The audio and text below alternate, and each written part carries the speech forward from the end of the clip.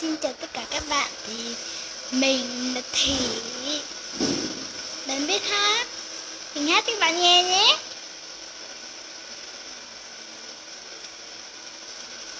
Mình bắt chước làm kèm nếu nhá, kêu cùng mình mẹ mẹ mẹ mẹ.